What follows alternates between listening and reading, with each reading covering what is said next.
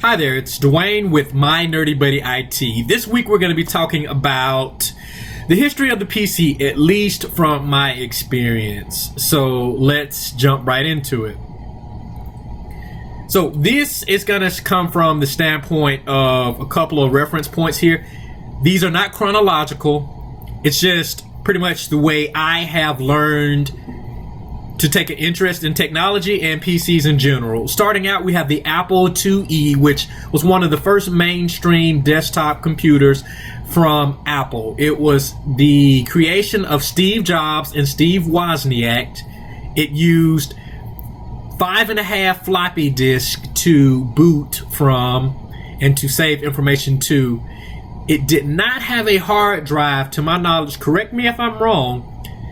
Then the Apple Macintosh, which really brought to us the mainstream use of the computer mouse, graphical user interface, such as drag and drop folders, delete folders, move files. Basically what you see is what you get on the screen. That's also something we take for granted now in the era of touchscreens, but that wasn't always the case. You used to have to use what is called DOS, which was an IBM computer operating language, where you had to type in your commands in a certain way to get the computer to do something you wanted it to do. DOS predated graphical user interface, GUI commands. So before GUI, before drag and drop, you had to type and make sure you knew what you were typing. And finally, Windows-based PCs, which Windows 3.1 and Windows 3.0 kind of mimicked the Macintosh, but the Windows Start button kind of revolutionized computing as we know it. The Apple IIe, here we have on the screen a computer that most millennials and people older than millennials have some memory of, at least if they attended public school systems. The two boxes that it's sitting on, for those of us who don't know, are called computer disk drives. Those are where you inserted 5.5-inch floppy disks, which were usually bendable and black in color. You inserted them in with the label facing up to load your applications, such as Number Munchers. I loved that game as a kid, and Oregon Trail.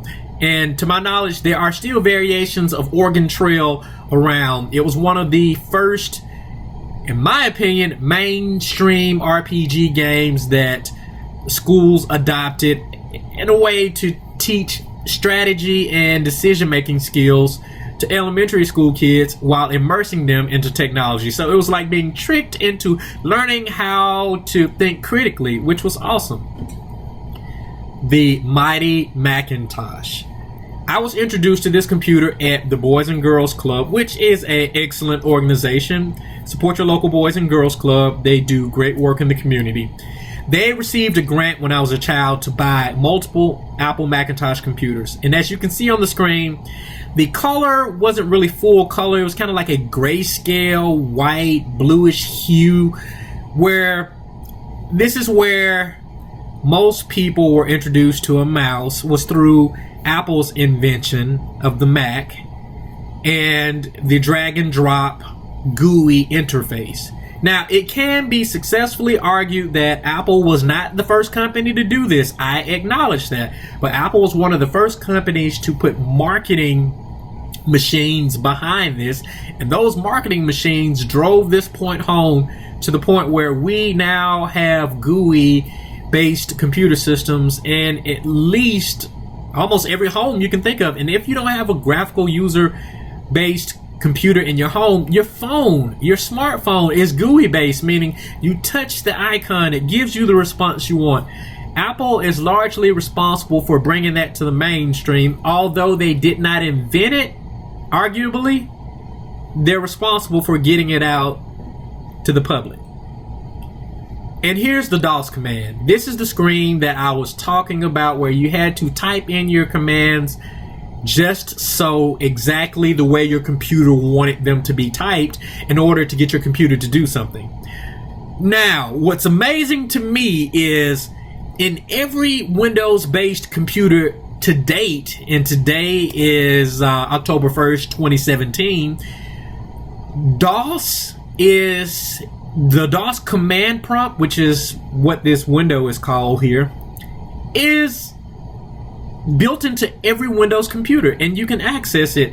If you want to know how to do that, just Google it and figure it out. I'm not going to tell you how to do it because typing in the wrong commands can give you results that you may not be too happy with.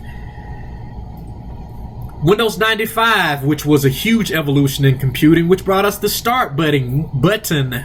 And the Windows 98 operating system was an evolution of that. Then we have Windows 8.1, which brought us tile touchscreen computing.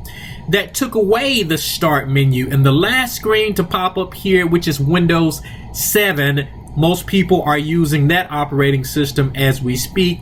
A lot of large enterprise businesses are using that operating system. Now, missing from this screen is Windows ME, Windows Vista, and there may be one that I'm forgetting, but Windows 95, Windows 98, Windows 8.0/8.1, and Windows 7 are the ones that most people are going to be familiar with. Now, I mentioned earlier Windows 3.1 or Windows 3.0. Yeah, that's the operating system too, but at least in my circle, I haven't ran into many people who has used that in their home, mainly just tech professionals who enjoy working with computers. If your computer says Windows XP on it when you start it up, if your computer says this, well, yeah, this, it's time to buy a new computer. You've successfully demonstrated that you are a responsible consumer and that you save your money and you know how to make things last you a long time. But unfortunately, just like Windows 95 and Windows 98, Windows XP is no longer supported by Microsoft or major vendors of hardware and software. It is time for you to upgrade your computer. So if your computer is running Windows XP, stop right now. Close this video, go buy a new computer. Whatever you buy is going to be better than what you're running. Finally, we have Windows 10, which is Windows Now flagship product that combines the touchscreen with the start button with tiles. Now, Windows 8 deleted the start button, and that made a lot of people not happy. So what Microsoft did with Windows 10 was gave us the start button and gave us the option to go from a start menu that looks like that to a start menu that has nothing but tiles. And that works great when you have a hybrid touchscreen device like the Surface Pro. So that's pretty much my quick rundown of computer history as known to Dwayne Golston, founder of My Nerdy Buddy. Be sure to check out my website, www.mynerdybuddy.com. I'm going to try to release another video again next week. Pretty sure I'm going to release another video next week. Going to try to release more videos more frequently. So thanks for watching and have a great and blessed day or blessed night. Again, this is Dwayne with My Nerdy Buddy. Thank you so very much for spending your time watching this video.